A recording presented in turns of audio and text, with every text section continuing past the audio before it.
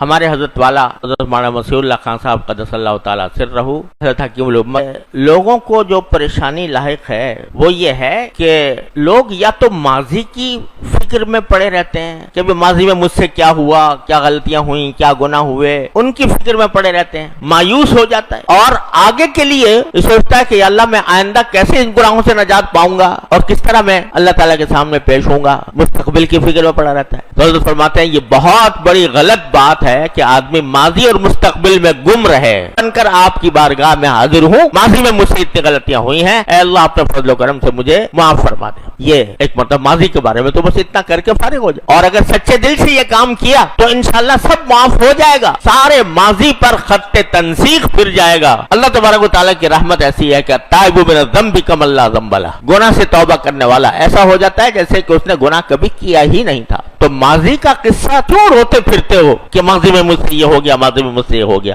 ارے آؤ، آ کر اللہ تبارک و تعالیٰ کی بارگاہ میں خشوع کے ساتھ، خضوع کے ساتھ، عجزی کے ساتھ، تضرع کے ساتھ اللہ تعالیٰ سے معافی مانگ لو، تو ختم ہو جائے گا، سب ماضی کا دفتر بند ہو جائے گا۔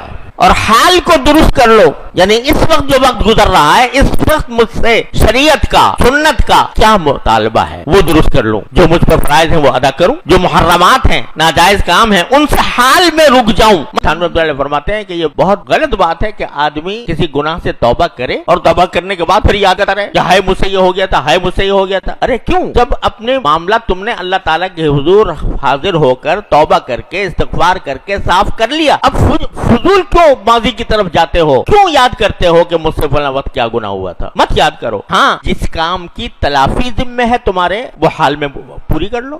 اگر کسی کا حق مارا ہے حق ادا کر دو، اگر کوئی نمازیں رہ گئی ہیں نمازیں قضا کر لو، روزے رہ گئے ہیں روزے قضا کر لو۔ ماضی کا قصہ ماضی کے ساتھ چھوڑ دو، اللہ تعالیٰ کی بارگاہ میں توبہ کر کے استغفار کر کے معافی مانگ کہ تم فرما بردار ہو۔ حال کو درست کر لو۔ حال کو درست کرو گے، حال کو درست کرنے کیا معنی ہے کہ اس وقت دیکھو مجھ سے کیا مطالبہ ہے، نماز کا وقت ہے نماز پڑھ لو، گھر والوں کے ساتھ تمہیں جانا ہے تو جو ان کے حقوق ہیں وہ ادا کر دو، دوستوں کے حقوق ہیں وہ ادا کر دو، پڑوسیوں کے حقوق ہیں وہ ادا کر دو، حال میں جو کچھ مطالبہ ہے اللہ تبارک و تعالیٰ کی طرف سے وہ پورا کر دو۔ اس طرح فرما برداری کا مظاہرہ کر لو ابھی، تو پھر ماضی کا بھی قصہ پاک اور مستقبل ہو جائے، پھر معافی مانگ لو، پھر توبہ کر لو، پھر اللہ سے کہہ لو یا اللہ مجھ سے پھر ہو گیا، اپنی رحمت سے مجھے معاف کر، پھر دوبارہ عزم تازہ کر لو، نہیں اب نہیں کروں گا۔ تو یہ اپنی اصلاح کا اور اس بات کا کہ میں ہر وقت موت کے لیے تیار رہوں، اس کا نسخہ یہ ہے۔ حال کو درست کرو اور جہاں کہیں غلطی ہو جائے فوراً اللہ تعالیٰ کے حضور حاضر ہو کر معافی مانگ لو۔